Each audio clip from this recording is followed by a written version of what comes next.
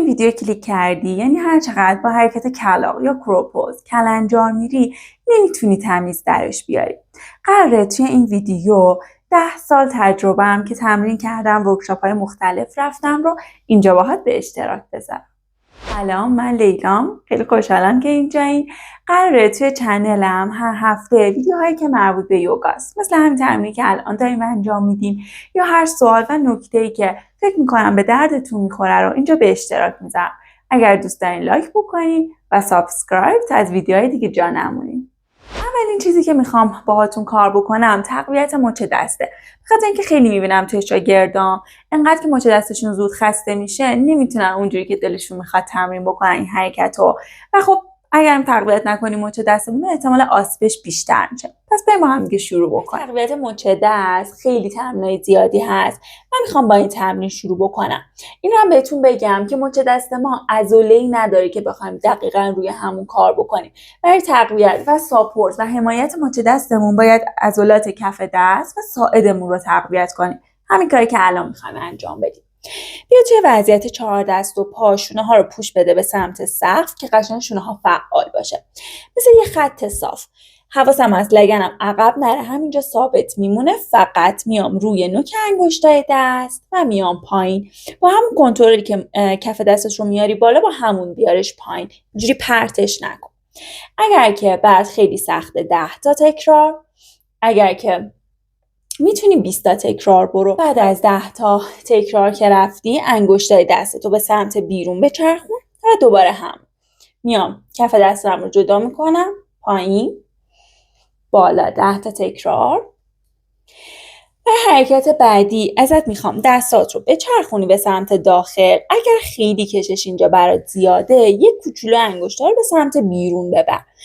هر چقدر دست به پا نزدیکتر باشه، کشش کمتر.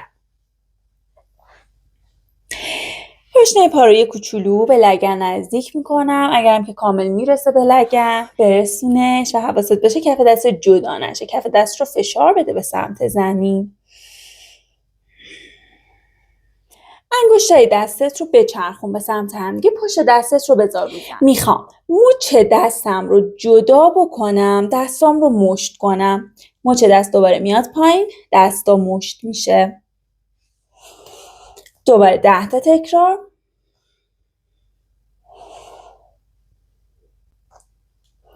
و بعد از 10مین تکرار بیا بالا، یه کوچولو مچ دستات رو بچرخون. توی یه ضربه تکونی دستات رو. و مچ دستمون یه کوچولو آماده شده، گرم شده، آماده است برای کروپوز. اولین نکته‌ای که خیلی میدونم درگیرشین این که میگه آقا من جای پامو پشت دستم پیدا نمیکنم. میخوام حالت مبتدیش رو بگم که زانومون یا میاد پشت آرنج یا باز میشه به سمت بیرون. الان بهتون میگم چطور. در شروع اول بیاین توی وضعیت مالاسانا، اسکواد یوگینی. زانوهامو میبینی به سمت بیرون بازش کردم، کف دست کامل داخل زانوهامه. همین زاویه باز زانوهامو میخوام حفظ بکنم. دستم رو میذارم روی زمین، قشنگ بذار جلو. انگشتای دست پهن و پخش. توی حرکت کلاغ خیلی مهمه که نگاهتون رو به سمت جلو و روی مت بکشین. بین دستاتون نگه نداری نگاهتون رو. نگاه هم میره به سمت جلو. خب همینجور که زانوام به سمت بیرونه، انگشتای پام میاد به سمت هم. میام خودم رو میکشم. لگن رو حتما بلند کن. آروم داخل زانوتو فشار بده به بازوهات. از جلو اگر من رو ببینی، توی یک همچین وضعیتی هم با همین وضعیت هم میام جلو. فقط جلو نمیام، قشنگ لگن رو بلند کن، خودتو بکش جلو و پایین. حالا برای اینکه بخوایم پامون رو سبک بکنیم، لگن رو که بلند کردی اومدی جلو، اول یکی از پاها رو بکش به سمت داخل. وقتی که زانوهامون بیرونه، به سمت بیرون باز شده، انگشتای پا میاد به سمت هم. پس کف پا رو جدا کن، انگشت پا پوینت، نگاه هم جلو. میام جلو. آروم. اگر پام سبک شد، اون یکی پا رو جدا میکنم. برای بچه هایی که خیلی مبتدیان بهترین پوزیشنیه که میتونید توی پاهاتون و دستاتون نگهش دارید. خب برای حرکت بعدی میخوام دقیقاً زانومو بزنم پشت آرنج دستم. استخونه قشنگ کشکک زانو یه جایی توی حفره پشت آرنج قفل میشه. نمیتونم کامل توصیف کنم بگم مثلا دقیقاً کجا بزنید. یه چیزیه که خودتون باید پیداش بکنید. حالا چجوری پیداش بکنید؟ بیاین تو وضعیت مالاسانا. دیگه پا رو خیلی باز نکن، زانوها رو یه کوچولو بکش به سمت داخل، دستت رو کامل ببر جلو. زانو میبینی بیرون نیست، کاملا پشت بازومه. دستت رو بذار جلو، لگن رو بفرست بالا. میبینی الان زانوم نچسبیده به دستا. اول خودم رو هل میدم جلو، یکی از پاها رو زانوشو خم کن بذار پشت آرنج دستت. حالا قشنگ اینجا دیگه اونجاییه که باید بازی بکنی، جای زانو آرنج تو پیدا بکنی. حتما این پا اینجوری ول نباشه، بکش به سمت لگنت. حالا اون یکی پارم جاشو پیدا میکنم، خودتو هل بده جلو جلو جلو، آروم اون یکی پارم جدا کن. برای چی میگم که اول جای یکی از پاها رو پیدا کن؟ به خاطر اینکه وقتی یکی پات فیکس میشه، این پات دیگه خیلی سبکتره، راحت‌تر میتونی جای اون یکی رو پیدا بکنی و هی بازی کن.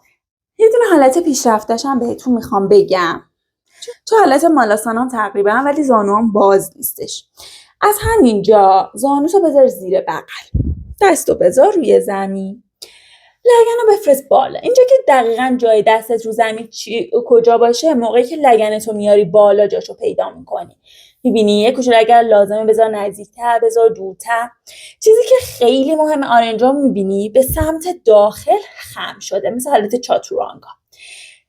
زانوهاتو که زیر بغله فشار بده به پشت دستت. میبینی با پاهم هی میام جلو جلو جلو، سرتو هی بکش بالا، نذار بری به سمت داخل.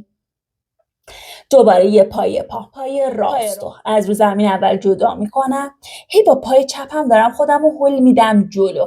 ببین هر وقت که سبک شد انقدر خودتو بکش جلو و پایین که انگشتای پای چپ سبک بشه. حسابی پشتتو گرد بکن، انگشتای پا پوینت و بعد استراحت. قراره بخوریم زمین، قراره با صورت کوچولو بیایم پایین. هیچ اتفاق خاصی نمیفته، کلا فاصلتون با زمین انقدره. هیچ اتفاق بدی بر صورتتون نمیفته. اگر که خیلی استراب دارین یا مثلا دندون ارتودنسی دارین، میتونید یک کوسه هم بزنین بین دستاتون، یک کوچولو جلوتر بین دستا. و اگر که پاتون لیز خورد، نهایتا با لبه صورتتون بیاین روی کوسه. میخوام براتون یه دونه حالت خوردن زمینش هم نشون بدم. دو حالت میخوریم زمین. یا اول پاها از وسط سر میخوره که میذاری زانوات رو زمین، این سیف ترین حالته. حالت بعدی، اگر که دیدی داری با صورتت میخوری زمین، خب آروم لبه صورتتو بذار رو زمین و بیا پایین. خیلی اصرار نکن که بعضی از بچه‌ها یه دفعه با چونه میان، شاید گردنشون اذیت بشه یا با بینیشون فرود میان. با تمرین پیداش میکنین. حتما اولش با یه بالش، با یه کوسم بین دستاتون برین که این ترس از افتادنه هم یه ذره کمتر بشه. ترس از افتادن رو برای چی میگم؟ به خاطر اینکه میریم چه حرکت. یکی از چیزایی که ما رو بالا نگه میداره پای فعال و پوینت، یعنی اینطوری قشنگ انگشتای پا صافو کشیده میکشن به سمت لگن. اگر پات رو اینجوری فلکس نگه داری، یعنی تو آماده‌ای که بیفتی. خب پس ذهنمون چیکار میکنه؟ بچه‌هایی که میرن جلو اینجا یک کوچولو میمونن، دوباره میان پایین. تو آماده‌ای که بیای پایین. به خودتون اعتماد داشته باشین، بدنتون رو آماده افتادن نکنین. تا وقتی که پا فلکسه، خب ذهنت هم اینجوریه که من میخوام بیفتم دیگه. سریع ترمز پارم که کشیدم، میام انگشتای پا رو میذارم رو زمین. بچه‌هایی که همین حالتی که نشون دادم میرن، 1/100 ثانیه میمونن برمیگردن، این به خاطر ترس از افتادنتونه. و اینکه حواستون باشه پاها پوینت، کامل پاش نره به لگن نزدیک کن. نکات ریزی هم هست که دوستم حتما بهتون بگم. یکیش اینه که حتما لباسی که میپوشین یک کوچولو مهمه برای این حرکت. اگر که جفت لباستون و شلوارتون بلنده، بسته که به جنس پارچه لباستون داره ها، ولی معمولا خیلی راحت تر سر میخوره پارچه روی پارچه. این رو حواستون باشه. اگر که میتونین معمولا یا مثلا شورتک بپوشین با آستین بلند، یا برعکس آستین کوتاه باشه شلوارتون بلند باشه. این یه ذره اون استکاکو بیشتر میکنه پشت دستتون. اگر هم که جفتش کوتاه باشه، شلوارک و آستین کوتاه باشه، مخصوصا اگر پوستتون عرق کرده باشه، این پا اصلا نمیمونه اون بالا، یعنی خیلی سخت تر، مخصوصا اگر مبتدی باشین. نکته بعدی هم که دوست دارم بهتون بگم اینه که خیلی از بچه‌ها پشت دستشون کبود میشه، تمام بازوها اینجا همه کبوده. اینو خیلی دوست دارم بهتون نشون بدم. اول بگم که خیلی طبیعیه، به خاطر اینکه اگر که بدنتون هنوز اونقدر قوی نشده باشه، اون عضلاتی که ما نیاز داریم برای حرکت کروپوز، تمام وزنمون رو میندازیم روی دستمون. اینو نگاه کنین، این یک کروپوزیه که کاملا تمام وزنمو دارم میندازم روی دستام، اصلا بدنم فعال نیست. خب حالا میخوام بدنمو فعال کنم.